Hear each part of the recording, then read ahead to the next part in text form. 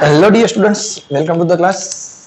જેવી રીતે તમને કીધું એવી રીતે આજનો લેક્ચર એ પ્યોર એમસીક્યુની પ્રેક્ટિસ માટેનો છે. જે સારા સારા ટોપિક છે કે જે પૂછાય છે તો એના આધારે ભલે થોડુંક લેક્ચર નાનો એવો હશે, પણ જે એમસીક્યુ સારા સારા છે કે જેના રિલેટેડ એમસીક્યુ પૂછાય છે એવા જ એમસીક્યુની પ્રેક્ટિસ કરાવવાનું છે.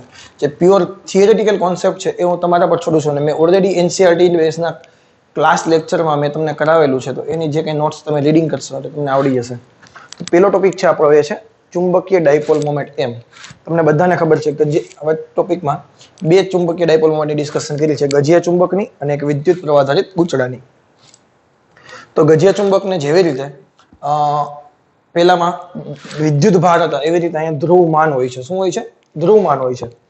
તો ઓરિજિનલ જે ગજીયા ચુંબકની લેન્થ હોય એના કરતા ચુંબકીય ડાયપોલ મોમેન્ટ કન્સિડર કરીએ ત્યારે લેન્થ થોડીક એવી ઓછી હોય, કારણ કે બે સાઈડના ધ્રુવમાનની લેન્થ આપણે વાત કરીએ છીએ. માઇનોર એવો ડિફરન્સ આવે છે, બહુ એટલો બધો વધારે ડિફરન્સ નથી આવતો. પણ એમસીક્યુમાં આપણે બંને સેમ ટુ સેમ લઈને કામ ચલાવીએ છીએ, પરંતુ એકચ્યુઅલમાં એલ છે એ થોડાક L0 ઓરિજિનલ લેન્થ કરતા નાના હોય છે. આ વસ્તુ આપણા મગજમાં હોવી જોઈએ. એમ વેક્ટર બરાબર એમ ઇન્ટુ એલ વેક્ટર, બે માંથી કોઈ એક ધ્રુવમાનનું મૂલ્ય અને બંને ધ્રુવમાન વચ્ચેનું અંતર. પેલામાં શું લખતા હતા? બે માંથી કોઈ એક વિદ્યુત ભારનું મૂલ્ય Q અને બંને વિદ્યુત ભાર વચ્ચેનું અંતર E2A, એવી રીતે લખતા હતા. એકમ એમ્પિયર ઇન્ટુ મીટર સ્ક્વેર. અહીંથી તમને પ્રીવિયસ લેક્ચરમાં તમને છેલ્લે પારીમાં એક સૂત્રનું અને ઇમ્પોર્ટન્સ ફોર્મ્યુલાના 2-3 પેજ તમને મેં એડ કરી દીધા હતા વિડીયોના એન્ડમાં.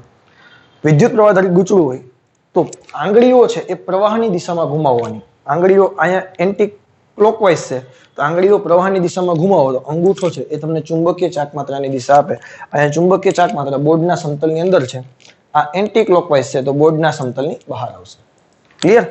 અને અહીંયા I ઇન્ટુ A હોય, વિદ્યુત પ્રવાહ અને જે એરિયા કવર થાય છે એ બંનેનો ગુણાકાર. પરંતુ જો n આટાની હોય તો n વડે મલ્ટીપ્લાય કરવા પડે. આ વસ્તુ આપણા મગજમાં ખબર પડી ગઈ. ચાલો, હવે મેં તમને 5 કેસ આપ્યા છે. 5 કેસની ચુંબકીય ચાકમાત્રા ફાઇન્ડ કરવાની છે. 1 બાય 1 ફાઇન્ડ કરીએ. તમને પેલી તો ખબર હોય ચુંબકીય ચાકમાત્રાની દિશા S થી N તરફ હોય, એ તો બધાને ખબર છે. બધાની ચુંબકીય ચાકમાત્રા હું એમ જ છે, હું આપી નથી મેં તને. તો અહીંયા કિસ્સામાં શું થશે? એક આ થશે, એક આ થશે. S થી N કરો તો આનું પરિણામ જોતું હોય ત્યારે તો શું કરવું પડે? તારે પરિણામ માટે અંડર રૂટમાં પહેલાનો વર્ગ વત્તા બીજાનો વર્ગ 2mm cos 90 થઈ ગયા 0, એટલે આટલું સ્ટેપ થઈ ગયું 0, તો આનો જવાબ આવે √2m. પેલા ચેપ્ટરમાં મેં ઓલરેડી તમને શોર્ટકટ શીખવાડેલી છે. હા કે ના? અહીં જવાબ કેટલો આવશે? √2m. આ માટે વિચારો. S થી N આ બાજુ અને S થી N આ બાજુ, ભૂલ ના થાય હો, પેલા જોજે ભાઈ તું. તો S થી N વિચારો તો એક આ બાજુ અને એક આ બાજુ. હવે ઉપરનો એંગલ 60 નો છે, તો આ એંગલ કેટલાનો થઈ ગયો? 120 નો. આ ભૂલ થાય એવું છે. તેનું પરિણામી ચુંબકીય ચાકમાત્રાનું મૂલ્ય જોતું હોય તમારે, અંડર રૂટમાં પહેલાનો વર્ગ વત્તા બીજાનો વર્ગ વત્તા 2mm cos 120. cos 120 ની કિંમત બધાને યાદ હશે, -1/2. -1/2 કરો એટલે આ થઈ ગયા 2m², આ થઈ ગયા 2m², અને અહીંયા આવી ગયા -1/2. 2 કેન્સલ, આ થઈ ગયા માઇનસ, તો m², આનું વર્ગમૂળ આવે m. હવે દાખલામાં કોઈ ડાઉટ છે? નથી ને?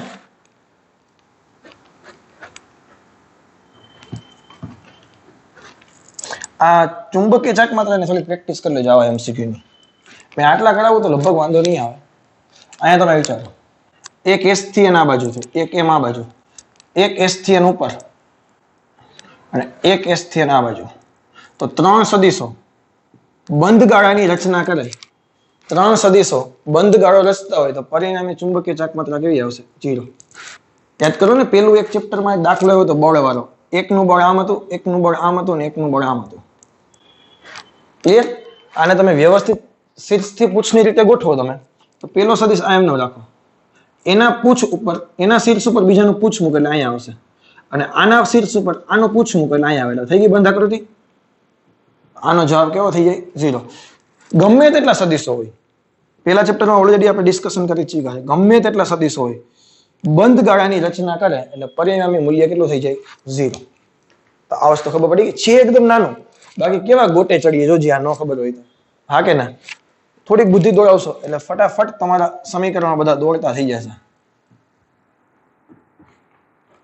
આમાં આ તો હું કરાવીશ જ નહીં, તને ખબર જ હોવી જોઈએ. આની આ બાજુ બેયની m એક દિશામાં હોય તો √m² + m² + 2mm cos 0 એટલે આનો જવાબ આવશે 2m. કેટલો જવાબ આવશે 2m. અહીંયા I જેટલો વિદ્યુત પ્રવાહ વહે છે અને જે ગૂંચળું છે એની લંબાઈ l છે. તો બે અલગ અલગ ગૂંચળા વિચારી લો પહેલા. આ બંને 90 ના એંગલ પર છે. હવે તમે સર અહીંયા તો કઈ છે જ નહીં, પણ અહીંયા બે જોઈન્ટ છે એટલે બતાવેલ નથી. બીજામાં જઈ અહીંયા જોઈન્ટ છે એટલે બતાવેલ નથી, કારણ કે એકમાં પ્રવાહ આમ જાય ને એકમાં પ્રવાહ આમ જાય છે એટલે. તો પ્રવાહની દિશામાં આંગળીઓ ઘુમાવો ઉપરના માટે. તો ચુંબકીય ચાકમાત્રા ક્યાં આવી? અંદર આવી. અહીંયા 1m અંદર છે ઉપરના માટે. નીચેના માટે એ સમતલ નીચેનું સમતલ છે, આપણી લાદી છે લાદી. આમ પ્રવાહ ઘૂમે તો ક્યાં આવશે ચુંબકીય ચાકમાત્રા? નીચે તરફ. આ બંને પરસ્પર લંબ થઈ કે ના થઈ? અરે યાર ના ખબર પડી. એટલે એક બોર્ડના સમતલની અંદર જાય અને એક નીચે જાય તો બંને વચ્ચેનો એંગલ 90 હોય તો એ આકૃતિ જો સાઈડમાંથી બનાવવું તો આવી બને. હા કે ના? આનો પરિણામી જવાબ શું આવે? √2m. હા કે ના? √m² + m² + 2mm cos 90. તેથી આપણો આન્સર શું આવે? m' જોઈએ મળે √2m જેટલા થાય અને √2m દેખાય ને કેટલા મૂકી દઉં? I √2 ના √2 I દેખાય ને 2 અને a દેખાય ત્યાં l² લખવા પડે. શું લખવું પડે? l². √2 અને l² દેખાય ને 10 સેન્ટીમીટર એટલે 0.1 નો સ્ક્વેર. આ તારો આન્સર. તો હવે ચુંબકીય ડાયપોલ મોમેન્ટમાં કોઈ ડાઉટ રહેવા જોઈએ નહીં. આવા એમસીક્યુ માંથી વધારે પૂછાય છે.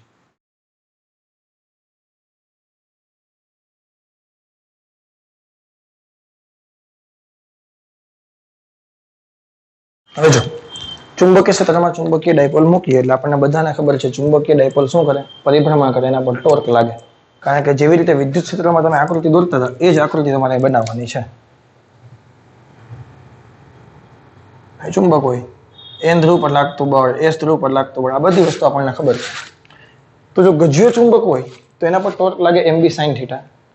કારણ કે એની મેગ્નેટિક મોમેન્ટ આપણે ચુંબકીય ચાકમાત્રા m લખીએ છીએ અને જો ગૂંચળું હોય તો એની ચુંબકીય ચાકમાત્રા NIA લખીએ છીએ. તો બેના ઇક્વેશનની મેં કમ્પેરિઝન કરી દીધી છે, mb sin θ અને NIB sin θ. ક્લિયર? ત્રણ એંગલ પોસિબલ ડિસ્કશન કરીએ આપણે. θ = 0, θ = 180, θ = π/2. θ = 0 મૂકીએ તો ટોર્ક 0, θ = 180 મૂકીએ તો પણ ટોર્ક 0. હવે ટોર્ક 0 એનો મતલબ સંતુલન. બે સંતુલન થયા, સ્થાયી અને અસ્થાયી. 0 મળે ત્યારે સ્થાયી સંતુલન, 180 મળે બરાબર અસ્થાયી સંતુલન. પ્રીવિયસ લેક્ચરના ઉદાહરણ પેલો જ હતો ત્યારે શરૂઆત કરી હતી આપણે. મતલબ પ્રીવિયસ લેક્ચરમાં જે પેલો દાખલો કરતા તે 5 સમથિંગ એક હતો, મને યાદ નથી બહુ. θ = 90 હોય તો sin π/2 1 થાય અને ટોર્ક તમને મહત્તમ મળે, એને કહેવાય અસંતુલન. સંતુલન મળે નહીં.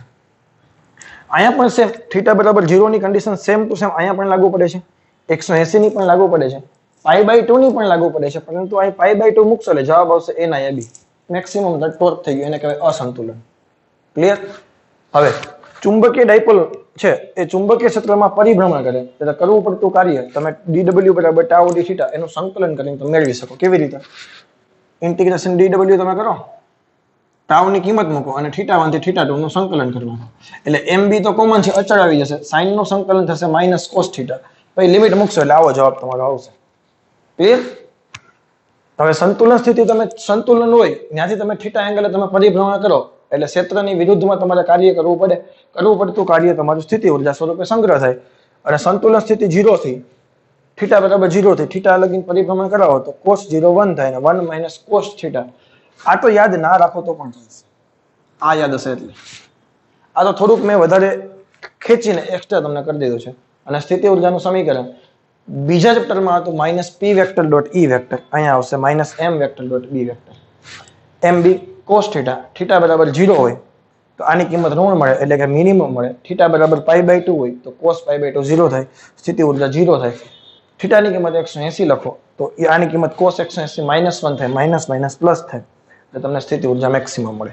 આનો જવાબ પણ તમે લખી શકો છો. અહીંયા જવાબ આવે -mb, અહીંયા જવાબ આવે +mb. ચુંબકના કિસ્સામાં આના કિસ્સામાં લખવું હોય તો m દેખાય ને શું લખવું પડે? NIAB, NIA લખવું પડે. બટ એની કઈ જરૂર છે નહીં. તો આમાં કોઈ ડાઉટ છે? આજે હું તમને જે વસ્તુ કરાવું છું એ બધી વસ્તુ જે આઈએમપી એએમપી છે એ જ વસ્તુની ડિસ્કશન કરાવું છું.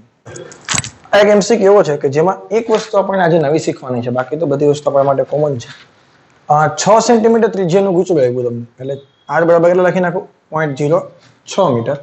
આટાની સંખ્યા આપી 25. એક વર્તુળાકાર ગુચડું 10 એમ્પિયર વિદ્યુત પ્રવાહ ધરાવે છે. તેને 1.2 ટેસ્લાના નિયમિત ચુંબકીય ક્ષેત્રમાં શિરોલંબમાં લટકાવેલ છે. ઓકે, ક્ષેત્રરેખાઓ ગુચડાના સમતલમાંથી પસાર થાય છે. ફોર એક્ઝામ્પલ, એક નિયમિત ચુંબકીય ક્ષેત્ર આવી રીતે લગાવેલું છે. હવે જો હું ગુચડાને લટકાવવામાં ધ્યાન રાખવું પડશે. જો હું એને આવી રીતે લટકાવીશ, મતલબ આવી રીતે ઊભું ક્ષેત્રરેખાઓ આમ જાય છે, ગુચડું હું આમ લટકાવીશ તો ક્ષેત્રરેખાઓ ગુચડાને પરસ્પર લંબ પસાર થાય. ગુચડાના સમતલમાંથી પસાર ન થાય, ગુચડાના લંબ સમતલમાંથી પસાર થાય. અરે યાર, ગુચડું આમ હોય તો એનું સમતલ આ થયું, તો ક્ષેત્રરેખાઓને લંબ પસાર થાય. પરંતુ અહીંયા તો ક્ષેત્રરેખાઓ ગુચડાના સમતલમાંથી પસાર થાય છે. એટલે આકૃતિ આપણે આવી રીતે નહીં દોરીએ, ભૂલ ન થાય એટલા માટે મેં ભૂલ કરી ઓલરેડી બતાવ્યું તને.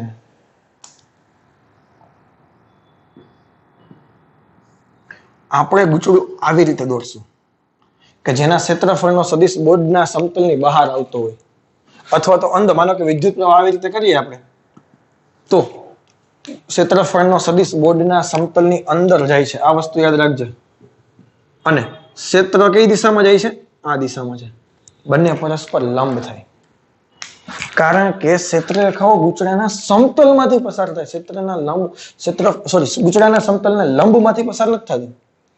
ગુચડાના લંબ સમતલમાંથી પસાર નથી થતી, ક્ષેત્રના સમતલમાંથી પસાર થાય છે. ચુંબકીય ક્ષેત્રને લીધે ગુચડા પર લાગતું બળ, ગુચડા પર લાગતું ટોર્ક અને ગુચડાને ભ્રમણ કરતો અટકાવવા માટે કેટલું ટોર્ક લગાવવું પડે છે. ઓકે, હવે તમે એક ચુંબકીય બળનું મૂલ્ય શોધી શીખી ગયા હતા, Q કૌંસમાં V ક્રોસ B. પરંતુ આ ફોર્મ્યુલા કેના માટે હતું? ગતિમાન વિદ્યુત ભાર માટે હતું. આ કેના માટે હતું? ગતિમાન વિદ્યુત ભાર માટે હતું. અહીંયા વિદ્યુત પ્રવાહ વાળા કિસ્સામાં આ ફોર્મ્યુલા પહેલી વખત હું તમારી સામે લઈને આવું છું. ઇન્ટિગ્રેશન dl ક્રોસ b આવે પહેલી વખત આવ્યું, હજી સુધીમાં ક્યાંય આવ્યું નથી. આ વસ્તુ ક્લિયર છે? અને આ એટલું બધું પૂછાશે પણ નહીં, લગભગ તમને ક્યાંય જોવા નહીં મળે, પણ આ તો એક એમસીક્યુમાં મને આડું આવ્યું હતું એટલે મેં તમને કરાવી દીધું. હવે અને આમ પણ તમને ખબર છે, ચુંબકીય ક્ષેત્રનું બંધ વક્ર પરના માર્ગનું રેખા સંકલન હંમેશા 0 થાય. ચુંબકીય ક્ષેત્રના બંધ વક્ર પરના રેખા સંકલનનું મૂલ્ય હંમેશા 0 થાય. તો આનું તમે રેખા સંકલન 0 મૂકો, આનો જવાબ આવે 0. એટલે કે વિદ્યુત પ્રવાહ આધારિત ગુચડા પર ચુંબકીય ક્ષેત્રને કારણે કોઈ બળ જ નહીં લાગે. તો સર, તો ટોર્ક લાગે? હા, ટોર્ક લાગશે. કેવી રીતે લાગશે? પરિણામી બળ 0 થઈ જશે. પરિણામી બળ કેવું થઈ જશે? 0. ફોર એક્ઝામ્પલ, આને જેટલું આમ ખેંચે એટલું આ બાજુ આમ ખેંચાશે, એવું માની લઈએ. અથવા તો જેટલું નીચે તરફ જશે એટલું ઉપર તરફ જશે. પરિણામી બળ કેવું થઈ જશે? 0. પરંતુ આવી રીતે તમે વિચારો તો ટોર્ક તો લાગશે જ, પરિભ્રમણ તો કરશે જ. અને પરિભ્રમણનું મૂલ્ય કેટલું થાય ગુચડાના કિસ્સામાં? NIB sin theta. n દેખાય ત્યાં 25 મૂકો, i દેખાય ત્યાં 10 મૂકો, a દેખાય ત્યાં પાઈ r સ્ક્વેર, r દેખાય ત્યાં 0.6 પાઈ r સ્ક્વેર, b દેખાય ત્યાં 1.2 ટેસ્લા અને sin. આ બંને વચ્ચેનો એંગલ કેટલો થઈ ગયો? 90, કારણ કે પેલું આમ છે, ઓલું બોર્ડના સમતલની અંદર છે, sin 90. અને આને તમે સોલ્વ કરો એટલે ટોર્કનું મૂલ્ય આવશે 3.39 ન્યૂટન. આટલા ટોર્કથી ફોર એક્ઝામ્પલ ગુચડું માનો કે આ દિશામાં પરિભ્રમણ કરે છે, તો આ ગુચડાનું ભ્રમણ અટકાવવા માટે કેટલું ટોર્ક લગાવવું પડે? તો કે જેટલું ટોર્ક માનો કે અત્યારે હાલના કિસ્સામાં સમઘટી દિશામાં લાગે છે, તો એટલું જ ટોર્ક વિષમઘટી દિશામાં લગાવવું પડે. દિશાની વાત નથી કરતો હું, જેટલું ટોર્ક લાગે છે તો લખવાનું પરિભ્રમણ અટકાવવા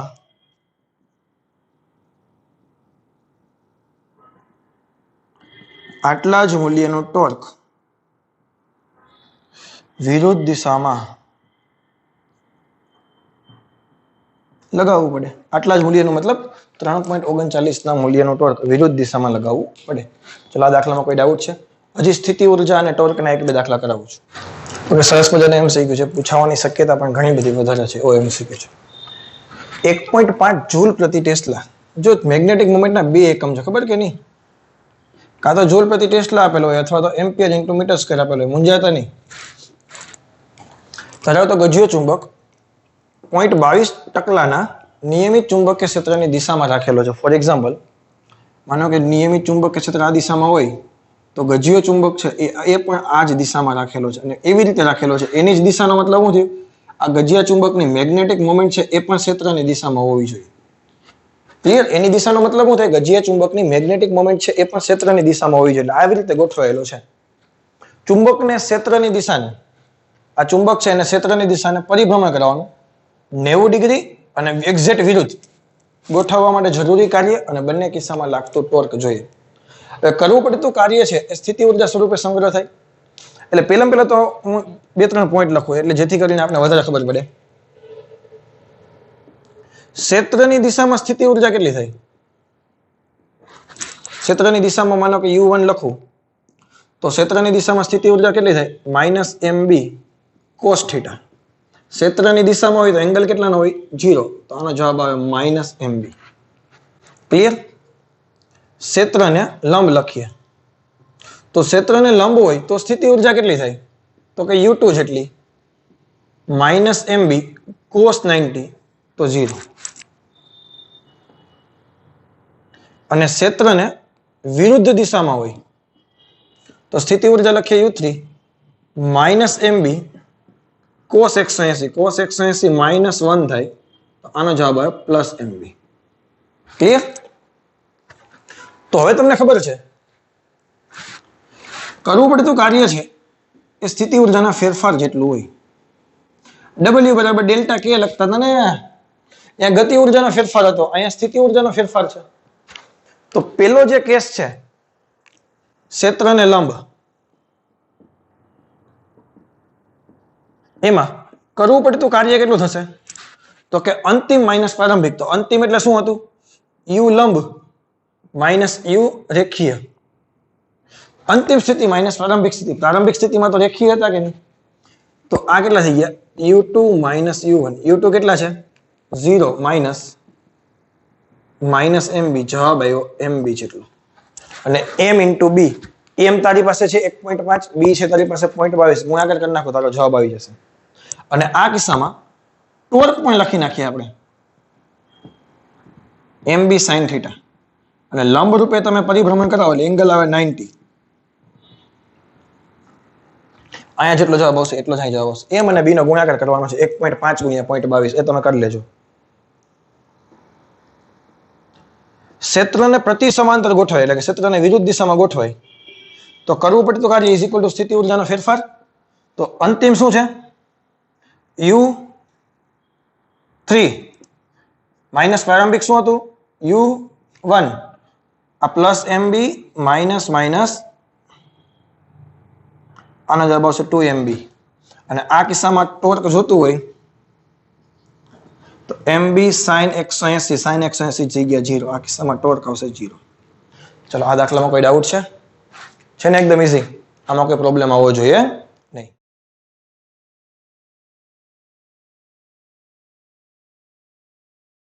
આપણો નેક્સ્ટ ટોપિક છે એ છે પરમાણુનો ચુંબક. તો આખી હિસ્ટ્રી અહીં લખેલી છે, 1 by 1 બધા જ પોઈન્ટ ઓલરેડી આપણે શીખેલા છે. જસ્ટ અહીંયા રિવિઝન થઈ જાય એના માટે લખેલા છે કે થિયરીમાં પૂછે તો કંઈ પ્રોબ્લેમ ના આવે.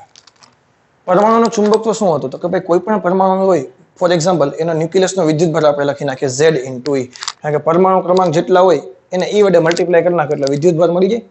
એની બાહ્યતમ કક્ષામાં કોઈ પણ ઇલેક્ટ્રોન વર્તુળાકાર માર્ગે ગતિ કરતો હોય તો ઇલેક્ટ્રોનની ગતિની વિરુદ્ધ દિશામાં વિદ્યુત પ્રવાહનું નિર્માણ થાય. આ કક્ષામાં વિદ્યુતભાર ગતિ કરે છે ઇલેક્ટ્રોન, એટલે કક્ષીય પ્રવાહ કહીએ છીએ આપણે. તો બોહરની ધારણા તમારે કેમેસ્ટ્રીમાં આવી ગઈ છે. આ આપણે ન્યુક્લિયસ ચેપ્ટરમાં ફરીથી આપણે આવવાની, સોરી પરમાણુ વાળા ચેપ્ટરમાં બીજા ભાગમાં આવશે. આપણે જ્યારે મોડર્ન ફિઝિક્સ ચાલુ કરશું ત્યારે એક આ તમારા માટે જાણીતું છે. હું એક સ્ટેટમેન્ટ બોલું, તમને ખબર પડી જશે.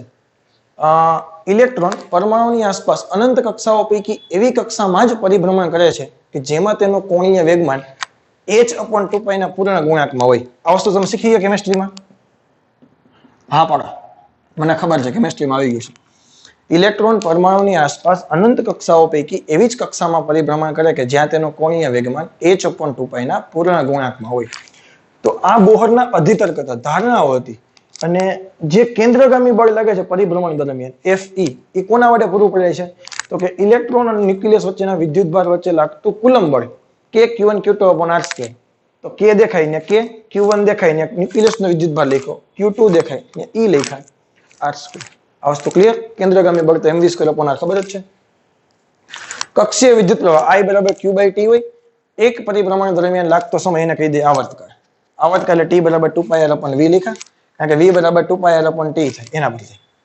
તો આ વસ્તુ તમને ખબર છે. ev/2πr અને v = r⍵ ચોથા ચેપ્ટરમાં નિયમિત વર્તુળાકાર ગતિ. એ મૂકી દો એટલે આ જ જવાબ આવશે તમારો. ન્યુક્લિયસની આગળ ચુંબકીય ક્ષેત્ર કેટલું થાય? હવે આ તો રિંગ જેવું કામ કરે કે નહીં? તો રિંગના કેન્દ્ર આગળ ચુંબકીય ક્ષેત્ર કેટલું થાય? μ0I/2r. I દેખાય ને આ જવાબ મૂકી દો એટલે તારો જવાબ આવી ગયો. વર્તુળાકાર કક્ષાની ચુંબકીય મોમેન્ટ m = I × a.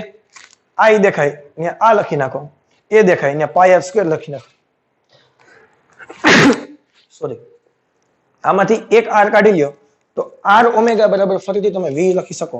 એક r વધશે evr/2. આ ફોર્મ્યુલા પણ તમે યાદ રાખી શકો. કોવિડ પોઝિટિવ નથી હો ભાઈ. હવે ચુંબકીય મોમેન્ટ m અને કોણીય વેગમાન l વચ્ચેનો સંબંધ. m = evr/2 લખ્યા હતા કે નહીં? ઉપર નીચે m વડે મલ્ટીપ્લાય કર્યા. યાદ કરો, થિયરીમાં પણ કર્યા હતા. કારણ કે કોણીય વેગમાન l બરાબર શું થાય? r × p. બંને એક જ દિશામાં લખી નાખો. rp એંગલ લખી નાખો 90 પરસ્પર લંબ લખો તો, અને p દેખાય અહીંયા mv લખી નાખો. રેખીય વેગમાન p = mv. આ ફોર્મ્યુલા બધાને ખબર જ છે. બોહર મેગ્નેટ્રોન, પ્રથમ કક્ષામાં જે ચુંબકીય ચાકમાત્રા મળે એને બોહર મેગ્નેટ્રોન કહેવાય. m = EL/2m લખ્યા, l દેખાય ને nh/2π લખ્યા, અને n દેખાય ને 1 મૂકી દો. વિદ્યુતભાર પ્લાન્ક અચળાંક 4π me દેખાય ને ઇલેક્ટ્રોનનો દળ. એટલે આ તારો જવાબ આવે. ચલો, અહીંયામાં કોઈ ડાઉટ છે? એકદમ ઈઝી થિયરી છે. બધી જ વસ્તુનું રિવિઝન કરાવતો જાઉં છું. હવે પ્રીવિયસ લેક્ચરમાં આપણે m અને l વચ્ચેનો સંબંધ મેળવ્યો. m = E/2m × l અને ગાયરોમેગ્નેટિક રેશિયો m/l લખો તો E/2m જેટલો. એ ઇલેક્ટ્રોનના કિસ્સામાં તો m = Q/2m × l. m છે એ ચુંબકીય ચાકમાત્રા છે, આ m છે એ દળ છે. લખો લખી નાખી. આ છે એ દળ છે અને આ છે એ મેગ્નેટિક મોમેન્ટ છે. l છે એ કોણીય વેગમાન છે. તો કોઈ પણ પદાર્થ હોય, કોઈ પણ ગમે તે પદાર્થ તમે લખી નાખો છો, એની ચુંબકીય ચાકમાત્રા અને કોણીય વેગમાન વચ્ચેનો સંબંધ Q/2m જેટલો જ મળે. Q/2m જેટલો જ મળે. એક એક્ઝામ્પલ દઉં. ફોર એક્ઝામ્પલ રિંગ છે, વિદ્યુત પ્રવાહ ધરાવતી રિંગ છે. ઓમેગા મતલબ રિંગને આવી રીતે રાખીને ઓમેગા જેટલા પરિભ્રમણથી લટકાવે છે. રિંગ પરનો વિદ્યુતભાર q છે. ક્લિયર? તો રિંગનો કોણીય વેગમાન લખવું તો l બરાબર શું છે? પરિભ્રમણ કરે એટલે જડત્વની ચાકમાત્રા હોય કે ન હોય? સાતમું ચેપ્ટર યાદ આવે? l = I' × ઓમેગા, કોણીય વેગમાનનો ફોર્મ્યુલા. I' છે જડત્વની ચાકમાત્રા. અહીંયા I લખો ને વિદ્યુત પ્રવાહ લખો. ચુંબકીય ચાકમાત્રા m = I × a. એટલે પરિભ્રમણ કરે વિદ્યુતભાર એટલે વિદ્યુત પ્રવાહ વિદ્યુતભાર પરિભ્રમણ કરે એટલે વિદ્યુત પ્રવાહનો ગુણાંક છે. તો I × a, I દેખાય ને Q/T લખ્યા. એક સમયમાં પરિભ્રમણ દરમિયાન લાગતો સમય ને કીધું આવર્ત. E/T × πr². T દેખાય ને 2π/ω લખ્યા. એટલે ઈ m નો ફોર્મ્યુલા દીધો. હવે આપણે જડત્વની ચાકમાત્રા રિંગના કિસ્સામાં mr² આવે. એટલે I' દેખાય ને mr² કારણ ઓમેગા ના ઓમેગા. થોડો ટાઈમ બચે તો પેલે જ લખી નાખું છું. હવે આપણે મોટા થઈ ગયા છે, આપણને ખબર છે. તો m/l જોતું હોય તો Q/T ને T દેખાય ને 2π/ω × πr² અને છેદમાં m દેખાય ને mr² ઓમેગા. છેદનો છેદ ઓમેગા ઉપર ગયો, 2π નીચે આવું ગઈ. π કેન્સલ થઈ ઓમેગા r². જવાબ મળે Q/T. તો ગમે તે પદ્ધતિ માટે કરેલો અંશું. તો અહીંયાથી અને આ 4 5 આપણે જે ચુંબકીય ચાકમાત્રા શું કહે જડત્વની ચાકમાત્રાનો ફોર્મ્યુલા તમને ખબર છે. તો એની મદદથી તમે મેગ્નેટિક મોમેન્ટ લખી શકો. કેવી રીતે? m = Q/2m × l અને l દેખાય ત્યાં I' ઓમેગા. તો અલગ અલગ પદાર્થની I' ની કિંમત એટલે કે જડત્વની ચાકમાત્રા અહીંયા I' લખું છું. જડત્વની ચાકમાત્રા મુકતા જાવ એટલે ચુંબકીય ચાકમાત્રા મળે. ત્યાં Q છે એ પદાર્થ પરનો કુલ વિદ્યુત ભાર છે. કેપિટલ Q હોય તો કેપિટલ Q લખવાના, સ્મોલ q હોય તો સ્મોલ q લખવાના, વોટેવર. mr² મૂકો. અહીંયા mr², કેન્સલ જાય 1/2 q ઓમેગા r². તો રિંગ કરતા તકતીની ચાકમાત્રા અડધી હોય તો એની ચુંબકીય ચાકમાત્રા 1/4 થઈ. એવી રીતે 2/5 મૂકો તો 2 કેન્સલ જાય. 2/3 મૂકો તો 3 કેન્સલ થઈ જાય. સળિયાના કિસ્સામાં તો ન થાય કારણ કે અહીંયા ml સ્ક્વેર આવશે તો અહીંયા r ને બદલે l થઈ જશે. એ બધી વસ્તુ તમને ખબર છે. ચલો ક્લિયર. તો આ એક તમારા માટે IMP ટોપિક હતો MCQ ની દ્રષ્ટિએ. આમાં તમે કોઈ પણ માટે પૂછે તો આપણને નવીન ન લાગવું જોઈએ શું છે. ટેક્સ્ટ બુકમાં વસ્તુ ઉલ્લેખ નથી પણ JEE નીટમાં પૂછે છે. ક્લિયર. તો જે આ ટોપિક છે એના રિલેટેડ MCQ છે. 2-3 MCQ માં મૂક્યા છે જેથી કરીને બધા ઇક્વેશન ફરીથી રિવાઇઝ થઈ જાય. જોજો એક હિલિયમ ન્યુક્લિયસ પહેલા તો ખબર પડી જાય હિલિયમ ન્યુક્લિયસ હોય એટલે એનો વિદ્યુતભાર 2e જેટલો હોય. આ કે ના હિલિયમનો પરમાણુ ક્રમાંક 2 છે ને તો 2e જેટલો વિદ્યુતભાર હોય. ત્રિજ્યા તમને આપી છે 0.8 મીટર ત્રિજ્યાના વર્તુળાકાર માર્ગમાં પરિભ્રમણ કરે છે. તેને એક ભ્રમણ પૂર્ણ કરવા માટે 2 સેકન્ડ લાગે તો એક પરિભ્રમણ પૂર્ણ કરવા માટે લાગતો સમય એને કહેવાય આવર્તકાળ. તો વર્તુળના કેન્દ્ર આગળ ઇલેક્ટ્રોન 2e જેટલો વિદ્યુતભાર આ બાજુ પરિભ્રમણ કરે તો પ્રવાહ આ દિશામાં નિર્માણ પામે. જસ્ટ ઇમેજિન કરો ખાલી કે આમ જાય છે આમ લખી શકો ફરક કઈ નથી આપણે ડાયરેક્શનની વાત નથી. તો પ્રવાહ આમ જતું હોય તો ચુંબકીય ક્ષેત્ર માનો કે અત્યારે હાલના કિસ્સામાં અંદર તરફ હશે અને આનો ચુંબકીય ક્ષેત્ર થાય μ0I/2r. ક્લિયર. રિંગની જેમ લખી નાખો આપણે કક્ષાને. તો μ0 ના μ0 2r ના દેખાય ને 0.8 અને I દેખાય અહીંયા q/t. તો q છે અહીંયા 2e લખી નાખીએ અને t છે અહીંયા 2 લખી નાખીએ તો ખાલી I આવશે e. ક્લિયર. તો μ0 ના μ0 આપણે આન્સર μ0 ના ટર્મમાં છે. મેં ઓપ્શન જોઈ લીધા તમારે જોવાની જરૂર નથી. 1.6 × 10⁻19 અને 0.8 × 2 1.6 કેન્સલ થઈ ગયા. જવાબ આવશે μ0 × 10⁻19 ટેસ્લા. આવો ઓપ્શન છે. એકદમ સિમ્પલ MCQ છે પણ જો નીટમાં આવી જાય તો ફ્યુઝ આપણે ઉડી જાય અને JEE માં આવી જાય તો આપણે એમ થશે આટલું ઈઝી થોડું હોય આવે. એટલે ક્યારેક આવી જાય કે બધા MCQ થોડા ટફ હોય સમજાય કે નહીં. અને આ વખતે તો પેપર 99% તો ઈઝી નીકળવાનું છે કારણ કે ફિઝિકલ એજ્યુકેશન તો પોસિબલ બન્યું નથી. સામને તો ક્યારેય મળ્યા નથી આપણે. હવે NTA વાળા શું ડિસિઝન લે એના ઉપર ડિપેન્ડ છે. આ વખતે ખબર ને નીટ કેટલી ઈઝી હતી જોઈ લઈએ. હવે JEE વાળાને તો કેવી રીતે છે કારણ કે એ લોકોનું તો લેવલ થોડું હાઈ લેવાનું છે પરંતુ મે બી આવા 2-3 MCQ 4 MCQ મૂકી દે તો આપણું કામ થઈ જાય. અને અત્યારે તમને ઈઝી લાગે બધું ભૂલાઈ જાય પછી બાપુ યાદ ન આવે કઈ.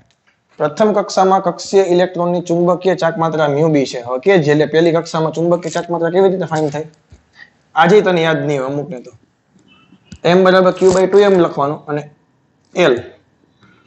l દેખાય ત્યાં કોણીય વેગમાન લખવાનું nh/2π. પ્રથમ કક્ષા માટે હોય એટલે કે n = n માટે લખવું હોય તો m છે ઈ તારા μb થઈ ગયા. બોહર મેગ્નેટોન નહીં યાદ આવે ને. qh = 4m π. ક્લિયર. તો ત્રીજી કક્ષા માટે કેટલા થાય હવે જો હું અહીંયા ત્રીજી કક્ષા માટે મૂકું n = 3 માટે તો હું નામ આપી દઉં માનો કે μb'. તો અહીંયા 3 મૂકું q 3qh/4m π થયું કે નહીં. હવે qh/4m π = μb લખી નાખો તો જવાબ આવે 3μb. આ તારો આન્સર. ઓપ્શન હોય 3μb, μb/3, 9μb, μb/9 whatever. તો છે એકદમ ઈઝી પણ આ ફોર્મ્યુલા ટાઈમે યાદ આવે તો થાય. એક આવો જ MCQ બની શકે કે ચુંબકીય ચાકમાત્રા અને કોણીય વેગમાનનો ગુણોત્તર એનો આધાર કઈ બાબત ઉપર છે તો ઓન્લી q અને m એ બંને બાબત ઉપર જ આધાર રાખે. સમય ને આવર્તકાળ ને બધું પરિભ્રમણ ને ઓલું ઓમેગા ને બધું લખેલું એક ઉપર ડિપેન્ડ છે નહીં. તો અમુક વસ્તુ સમજી વિચારીને અહીંથી MCQ બનાવું છું. ભલે નાના છે પરંતુ અત્યારે નાના લાગશે ઇન ફ્યુચર ફ્યુઝ ઉડી જાય. કક્ષીય ઇલેક્ટ્રોનની ચુંબકીય ચાકમાત્રા m અને કોણીય વેગમાન l હોય તો કક્ષીય ઇલેક્ટ્રોનનો વિશિષ્ટ વિદ્યુતભાર અને વિશિષ્ટ વિદ્યુતભારનો મતલબ થાય q/m. બોલા કે ને. તો m = q/2m * l છે.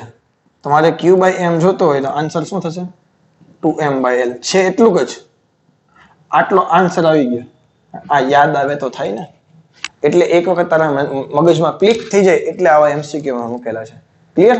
હવે નવા ટોપિક તરફ આગળ વધીએ. તો એના પછીનો ચુંબક છે ટોપિક છે આપણો ભૂચુંબકીય અથવા તો ભૂચુંબકત્વ કયો અથવા તો પૃથ્વીનું ચુંબકીય ક્ષેત્ર કયો વોટેવર. સરસ મજાના રીતે ટેક્સ્ટ બુકમાં આપણે NCERT માં શીખી ગયા હતા પરંતુ એક વખત રિવિઝન થઈ જાય એના માટે આને કહેવાય ભૌગોલિક અક્ષ, અને ભૌગોલિક અક્ષમાંથી પસાર થતું સમતલ એને કહેવાય ભૌગોલિક મેરિડિયન અથવા તો જીઓગ્રાફિક મેરિડિયન. આ એનો ભૌગોલિક ઉત્તર, આ એનો ભૌગોલિક દક્ષિણ. આ થઈ ગઈ આડી લાઈન, એને કહેવાય ભૌગોલિક વિષુવરેખા. ક્લિયર?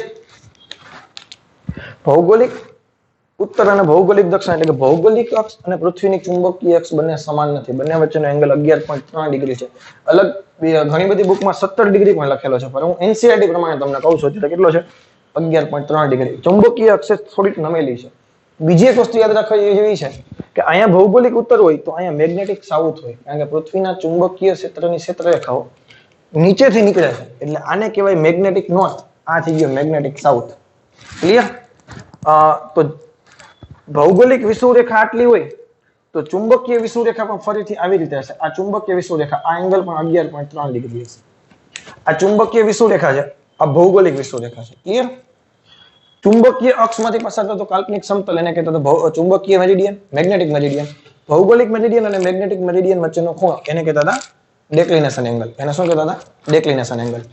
પછી મેગ્નેટિક મેરિડિયનમાં સાંભળજો, મેગ્નેટિક મેરિડિયનમાં ચુંબકીય સોય જે જગ્યાએ સ્થિર થાય એનો સમક્ષિતિજ સાથેનો એંગલ એને કહેતા હતા નમન કોણ અથવા તો ડીપ એંગલ. અહીંથી બે ઘટક પાડ્યા, BH બરાબર B cos થીટા, BV બરાબર B sin થીટા. આના પરથી આ ફોર્મ્યુલા તમે શીખી ગયા હતા. આને કહેવાય ધ્રુવ. આ પૃથ્વીના શું છે? આ બંને ધ્રુવ છે. ધ્રુવ આગળ થીટાની કિંમત 90 થશે. કેવી થશે? ધ્રુવ આગળ થીટા છે, ડેક્લિનેશન સોરી ડીપ એંગલ છે, 90 થશે. બેમાં 90 કિંમત મૂકો તો B cos 90 0 થઈ ગયા, sin 90 મેક્સિમમ થઈ ગયા. એવી રીતે વિષુવરેખા આગળ આ થઈ ગયા વિષુવરેખાના પોઈન્ટ. તો વિષુવરેખા આગળ થીટાની કિંમત થશે 0, કારણ કે વિષુવરેખા આગળ B છે એ એક્ઝેક્ટ સમક્ષિતિજ લાઈન પર જ હોય. આ મળી ગઈ. આ તમારા માટે આઈએમપી વસ્તુ છે. ક્લિયર? હવે ભૌગોલિક પૃથ્વીના ચુંબકીય ક્ષેત્રની મદદથી બે વસ્તુ તમારે શીખવાની આવે છે. એક ટેન્જન્ટ ગેલ્વેનોમીટર છે અને એક મેગ્નેટોમીટર છે. પૂછાતા નથી, પરંતુ મેગ્નેટોમીટર થોડુંક વધારે ફોકસ કરીશ, કારણ કે એમાંથી એમસીક્યુ બને છે. ટેન્જન્ટ ગેલ્વેનોમીટર છે એમાંથી એટલા બધા એમસીક્યુ બનતા નથી. તો એકાદા બે પોઈન્ટ છે, મારી પાસે આખો લેખ લખેલો છે, થિયરી આખી અવેલેબલ છે, પરંતુ તમને કરાવીશ એટલા માટે નહીં, કારણ કે બહુ રેર કેસમાં પૂછાય છે. લગભગ તો હજી સુધીમાં તમને ક્યાંય જોવા જ નહીં મળે. નીટમાં હજી સુધીમાં કે જેડબલમાં હજી સુધી ક્યાંય પૂછાયેલું નથી, એટલે હું પણ એના પર ફોકસ નથી કરતો અને હું મેગ્નેટોમીટર પર ફોકસ કરું છું, કારણ કે મેગ્નેટોમીટરની જે થિયરી છે, એના જે ઇક્વેશન છે, ઓલરેડી એનસીઆરટી ના એક દાખલામાં ઓલરેડી આવી ગયા છે. બતાવું, યાદ કરાવું તમને. ઓકે, તો મેં તમને જેવી રીતે કીધું કે ભૂચુંબકત્વના બે ઉપયોગો છે, એક સ્પર્શક ગેલ્વેનોમીટર અને વાઇબ્રેશન મેગ્નેટોમીટર. હવે ટેન્જન્ટ ગેલ્વેનોમીટર છે ને એટલું બધું પૂછાતું નથી, છતાં પણ મેં અમુક પોઈન્ટ લખી નાખ્યા છે. તમને જશે બાઉન્સ, પણ જો તમારે વધારે, કારણ કે હું આખું કારણ કે અડધી પોઈન્ટ કલાક એક જ ટોપિકમાં નીકળી જાય એમ છે, અને ટાઈમ બગાડવો મને અત્યારે પોસાય એમ એટલા માટે નથી કે પૂછાતું નથી અને ખોટો ટાઈમ બગાડવો. એના કરતાં બેટર છે કે નવા ટોપિક તરફ આગળ વધીએ અને વધારે એમસીક્યુની પ્રેક્ટિસ કરીએ.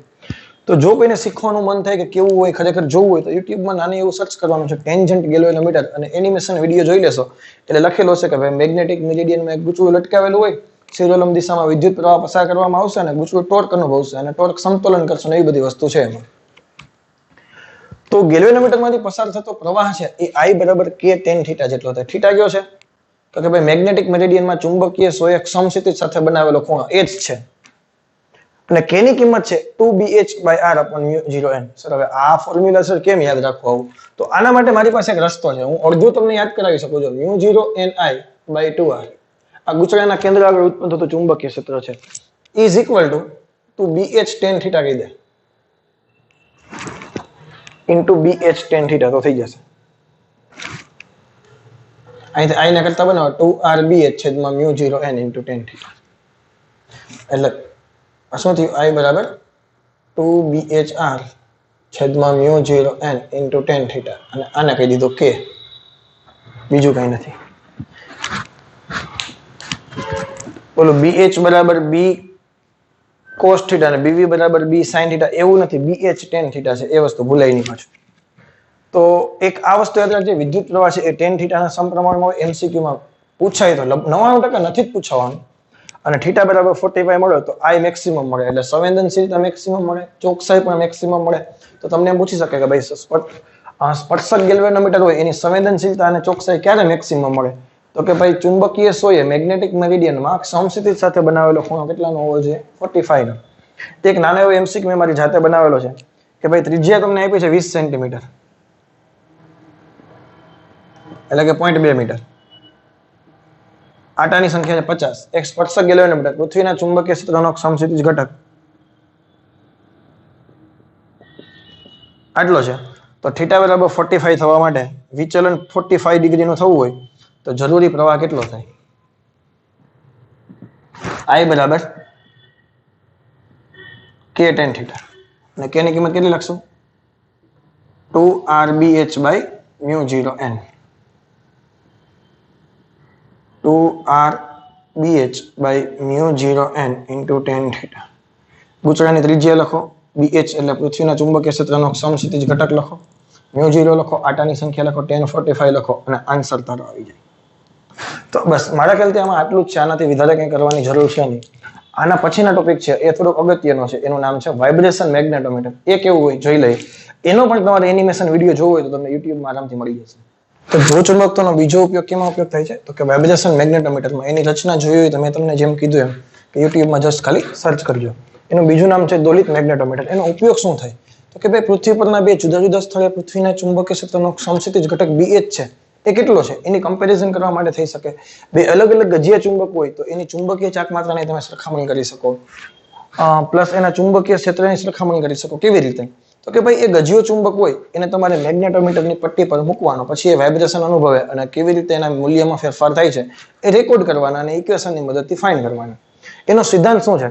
તો કે ભાઈ જ્યારે પૃથ્વીના ચુંબકીય ક્ષેત્રના સમસ્થિતિજ ઘટકમાં રાખેલો ગજિયો ચુંબક એની સંતુલન સ્થિતિ ગુમાવી દે, ક્યાં રાખવાનું? ને પૃથ્વીના ચુંબકીય ક્ષેત્રના સમસ્થિતિજ ઘટકમાં. જો આ વસ્તુ આમ કેવી છે કે હું 100% તમને સમજાવવા જઈશ ને તો બહુ ટાઈમ લાગવાનો છે. એટલે હું મારા જેટલી કામની વસ્તુ છે એટલી હું તમને કરાવી હું અહીંથી નીકળી જવાનો છું. હું તને ચોખવટ જ કરી દઉં છું જેટલું મારા માટે કામનું છે કે મને લાગે છે કે આ વસ્તુ પૂછવાની છે. કારણ કે બહુ એક તો રેજ કેસમાં પૂછે છે, ચેપ્ટર એકદમ નાનું છે, ખોટું વધારે બર્ડન આપવું એના કરતા બેટર છે કામની વસ્તુ કરીએ અને અહીંથી નીકળી જઈએ. ભેજામાં જાય છે ત્યારે એક ટોર્ક અનુભવે અને સરળ આવત ગતિ એટલે કે કંપન થવાનો અથવા તો દોલન થવાનો શરૂઆત કરે એટલે સરળ આવત ગતિ કરશે તો એનો આવતકાળ કેટલો થશે? T બરાબર 2π/I/mBh. ઓલરેડી સાબિત કરેલું છે થિયરીમાં. ફરીથી એ જ થિયરી મેં પાછી આખી લખેલી છે. ટાઉ બરાબર -mBh sin θ. B છે ને BH લખીને આવ્યો. શા માટે? કારણ કે આ વખતે એને પૃથ્વીના ચુંબકીય ક્ષેત્રના સમસ્થિતિજ ઘટકના દિશામાં રાખેલું છે. આ ફોર્મ્યુલા ઓલરેડી સાબિત કરેલું છે. આના ત્રણ જે ઉપયોગો છે એ કેવી રીતે સમસ્થિતિજ ઘટકની સરખાવવા, M સરખાવવા, B સરખાવવા, એ કેવી રીતે હોઈ શકે એની ડિસ્કશન કરાવું છું. હવે જે ટોપિક છે એ ખૂબ અગત્યનો છે. પેલું શું છે? બે ગજિયા ચુંબકો સમાન પરિમાણ ધરાવે. પરિમાણ સમાન હોય એટલે લંબાઈ સમાન હોય, જડત્વની ચાકમાત્રા સમાન હોય.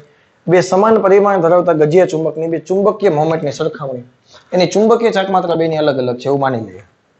હવે એની કમ્પેરિઝન કરવી હોય તો પેલા કોઈ એક ગજિયા ચુંબકને વાઇબ્રેશન મેગ્નેટોમીટરમાં મૂકીને સમયની મતલબ આવતકાળ ફાઇન્ડ કરવાનો.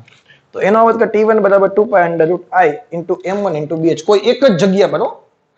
તો જગ્યા કેવી છે? BH સેમ છે, સમાન પરિમાણ અને સમાન જગ્યા. ખાલી ચુંબકીય ચાકમાત્રા એક જ જગ્યા પર જોઈ લેવાની. મતલબ આપણે એમ કહેતા પૃથ્વીનો ગુરુત્વ પ્રવેગ પૃથ્વી પર સેમ જ હોય, અલગ ગ્રહ પર જાવ તો ત્યાં ગુરુત્વ પ્રવેગનું મૂલ્ય બદલે. તો અહીંયા આપણે એક્સપેરિમેન્ટ કરવાનો છે કોઈ એક જ જગ્યા પર ઊભું રહીને કે જેથી કરીને ચુંબકીય ક્ષેત્રનું મૂલ્ય બદલાય નહીં. પછી બીજા ગજિયા ચુંબકને મેગ્નેટોમીટર ઉપર મૂકીને ચેક કરો તો I/m2/BH. ચુંબકીય ક્ષેત્રનો સમસ્થિતિજ ઘટક તો સમાન આવ્યો, જડત્વની ચાકમાત્રા પરિમાણના હિસાબે સમાન આવી.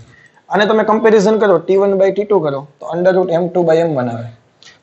અહીંથી જો તમને આવતકાળ બેને ખબર પડી જાય તો તમે m2/m1 લખી શકો. તને એમ કે કોઈ એક ગજિયા ચુંબકનો ચુંબકીય ચાકમાત્રા 5 એમ્પિયર × મીટર સ્ક્વેર છે. તેને મેગ્નેટોમીટરમાં મૂકતા બંને અલગ અલગ ગજિયા ચુંબકનો આવતકાળનો ગુણોત્તર 5/3 3/5 વોટેવર જે કંઈ છે તો બીજાની ચુંબકીય ચાકમાત્રા કેટલી થાય તો એ અહીંથી મળી જાય. બીજું, બેયના પરિમાણ અલગ અલગ છે, બેયની લંબાઈ અલગ અલગ છે તો ચાકમાત્રા બેયની અલગ અલગ છે.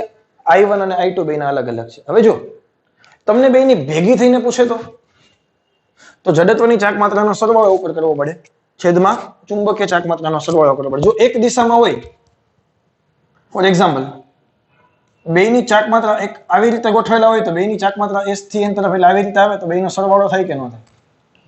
તો પહેલી વખતે મેં બેના પરિમાણ અલગ અલગ છે એટલે I1 અને I2 બેના અલગ અલગ, ચુંબકીય ચાકમાત્ર અલગ અલગ, બેને ભેગા કરી દીધા. તો આવા જોડાણને કહેવાય સમજોડાણ.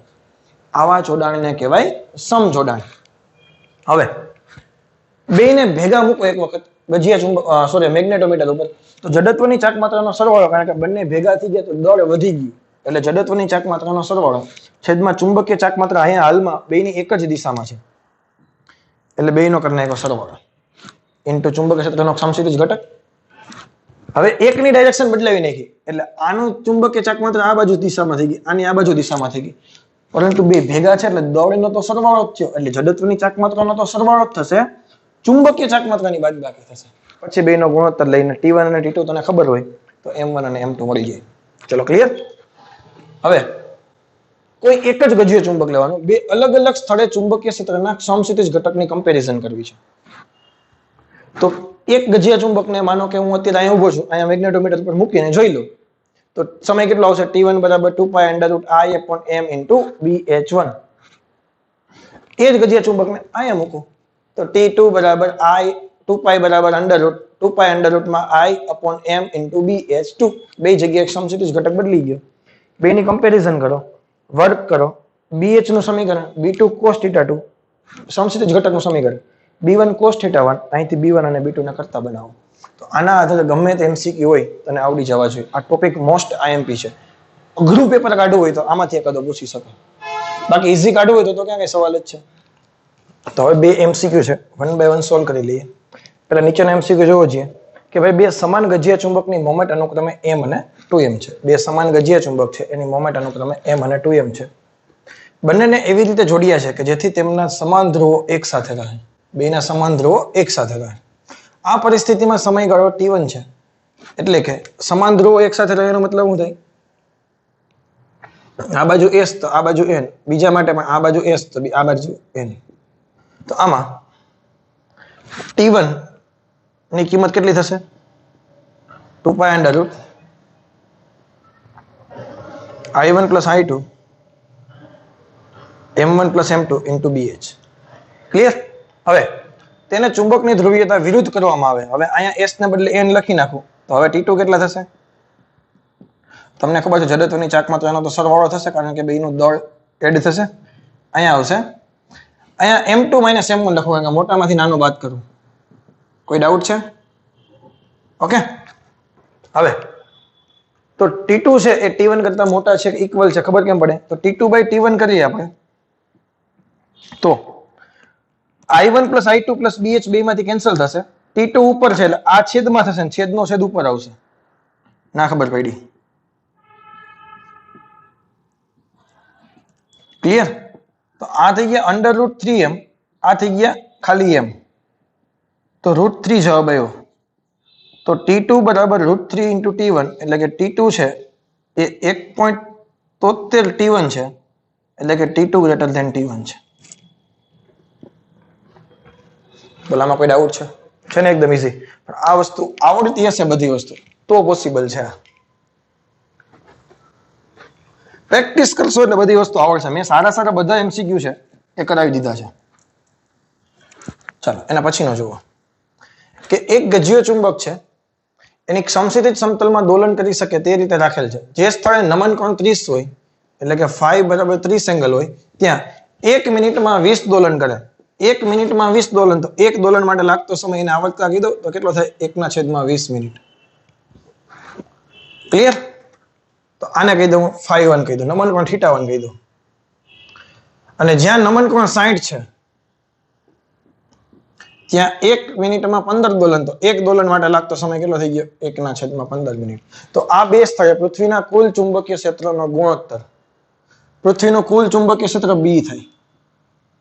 તો B1/B2 લખવો હોય તારે તો તને યાદ આવવું જોઈએ T2² cos θ2 T1² cos θ1. T2² એટલે 1/15 આનો સ્ક્વેર અને cos 60 અહીંયા આવશે 1/20 નો સ્ક્વેર cos 30 એટલે 20 નો વર્ગ ઉપર આવી ગયા 20 × 20 15 × 15 આ થશે 1/2, આ થશે √3/2. બે બે કેન્સલ, 5 ચોક 20, 5 ચોક 20, 5 તેરી 15, 5 તેરી 15, તો 16 ના છેદમાં 9√3 તારો આન્સર આવે. આ તારો આન્સર આવી ગયો. તો આવા એમસીક્યુ હોય છે એકદમ નાના નાના, આટલું આવડતું હશે તો પ્રોબ્લેમ આવશે નહીં. હવે એમસીક્યુ જો, વાઇબ્રેશન મેગ્નોમીટરના પાતળા ગજિયા ચુંબકનો સમયગાળો t છે અને આપને ખબર છે કોઈ પણ t હશે તો એ t તમે આવી રીતે લખી શકો, t બરાબર 2π√I/mb. જો તેને નીચે મુજબ બે સમાન ભાગમાં કાપવામાં આવે તો દરેક ભાગ માટે સમયગાળો. હવે તમે વિચારો, લંબાઈને સમાંતર કાપો, તમે આવી રીતે કાપી નાખો એટલે એ આટલો ભાગ થઈ જાય. લંબાઈ તો એમ જ રહે, દળ થઈ જાય m/2. આ દળ માટે સ્મોલ m લખું છું, દળ થઈ જાય સ્મોલ m/2. એટલે કે જો હું જડત્વની ચાક માત્રા લખું ગજિયા ચુંબક માટે તો 1/12 ml² હોય. આની I કેટલી હોય? 1/12 ml². આનું દળ m લખી નાખો, આની લંબાઈ l લખી નાખો અને આની જડત્વની ચાક માત્રા m લખી નાખીએ. ક્લિયર? તો અહીંયા ચુંબકીય ચાક માત્રા m લખવી તો કેટલી થાય? બે માંથી કોઈ એક ધ્રુવમાનનું મૂલ્ય અને ઇન્ટુ લંબાઈ. આ તો ક્લિયર? હવે આ દળ છે, આ ધ્રુવમાનને p કહી દઉં હું, ધ્રુવમાનને શું કહી દઉં? mp કહી દઉં. ચાલો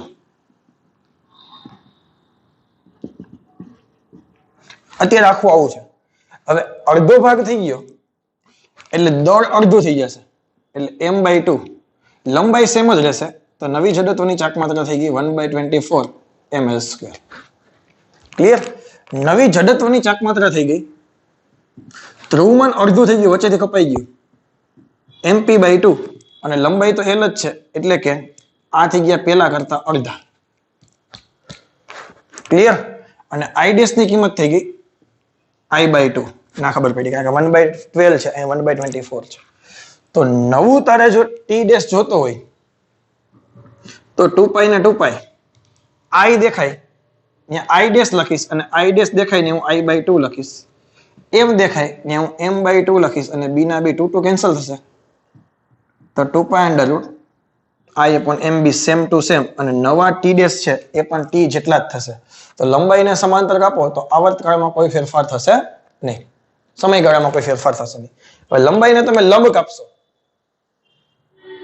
આવી રીતે એટલે ધ્રુવમાન સમાન રહેશે, લંબાઈ પેલા કરતા અડધી થઈ જશે અને દળ પણ પેલા કરતા અડધું થઈ જશે. તો નવી જડત્વની ચાક માત્રા લખું 1/12 m દેખાય ત્યાં m/2, l દેખાય ત્યાં l²/ml² છે ને, તો 1/12 ml² ડિવાઇડેડ બાય 8 પેલા કરતા જડત્વની ચાક માત્રા 8મા ભાગની થઈ ગઈ. નવું જડત્વની ચુંબકીય ચાક માત્રા લખવું હોય તો ધ્રુવમાન સેમ છે, લંબાઈ અડધી થઈ ગઈ તો જડત્વની ચાક માત્રા પેલા કરતા ચુંબકીય ચાક માત્રા પેલા કરતા અડધી થઈ ગઈ. ક્લિયર? હવે આના પરથી નવી તમારે આવર્તકાળ જોતો હોય t બરાબર 2π અંડર I દેખાય ને I' અને I' દેખાય ને I/8, m દેખાય ને m/2 અને b ના b, તો આ થઈ ગયા 4 અને 4 નો વર્ગ, આ 2π ના 2π I/mb અને 4 નું વર્ગમૂળ કાઢો એટલે 2 આવશે. તો પેલા કરતા આવર્તકાળ અડધો થઈ ગયો. લંબ રૂપે કાપશો તો સમયગાળો અડધો થશે અને સમાંતર કાપશો તો સમયગાળામાં કોઈ ફેરફાર થશે નહીં. સારો એવો MCQ કહી શકાય કારણ કે જૂના બધા જ કોન્સેપ્ટનો આમાં યુઝ થાય છે. ક્લિયર? તો હવે આમાં કોઈ ડાઉટ રહેવો જોઈએ નહીં. ઓકે, એના પછીનો ટોપિક છે એ છે તટસ્થ બિંદુ. ઓલરેડી NCERT ના ઉદાહરણો અને સ્વાધ્યાયમાં દાખલા વસ્તુ જોઈ ગયા. તો નલ પોઈન્ટ કોને કહેવાય? તો કે જે બિંદુએ પરિણામી ચુંબકીય ક્ષેત્ર 0 થતું હોય. ક્લિયર? ફોર એક્ઝામ્પલ, પૃથ્વીનું ચુંબકીય ક્ષેત્ર BH છે એ આ દિશામાં છે. ક્લિયર? હવે કોઈ એક ચુંબક છે એ આ રીતે પડેલો છે, માનો કે આ બાજુ S છે, આ બાજુ N છે, તો આ થઈ ગઈ ગજિયા ચુંબકની અક્ષિસ. અને અક્ષિસ ઉપર ચુંબકીય ક્ષેત્ર કેવી રીતે હોય? તો કે N માંથી વિદ્યુત ક્ષેત્ર રેખાઓ નીકળે અને S માં દાખલ થાય. ક્લિયર? તો અહીંયા ગજિયા ચુંબકની ચુંબકીય ક્ષેત્ર છે અક્ષિસ ઉપર આ દિશામાં છે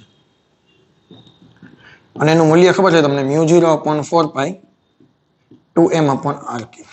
હવે પૃથ્વીના ચુંબકીય ક્ષેત્રનો સમક્ષિતિજ ઘટક આ બાજુ છે એટલે BH અને B એક્સિસ જ્યારે બંને સેમ હોય ત્યારે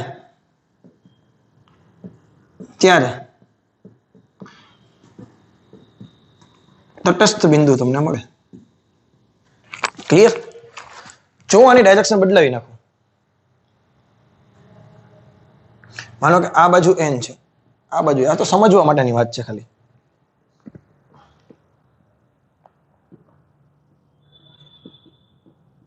તો આની કોઈ ક્ષેત્રરેખા આમ, આ એની થઈ ગઈ વિષુવરેખા, અને વિષુવરેખા આગળ BH નું મૂલ્ય આ બાજુ છે.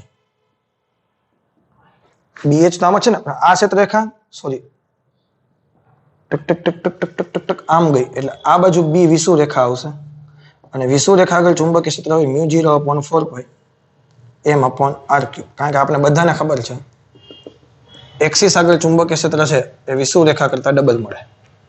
ક્લિયર? આ એક ક્ષેત્રરેખા તમે બનાવશો એટલે તમને વધારે આઈડિયા આવશે. આ બિંદુ સ્પર્શકની દિશામાં, આ બધું છેદી ગઈ, એ બધું જોઈ લેજો તમારી રીતે. ઓલરેડી આ ટેક્સ્ટ બુકમાં દાખલો કવર થઈ ગયો છે. હવે આના આધારે તમને MCQ પૂછી શકે.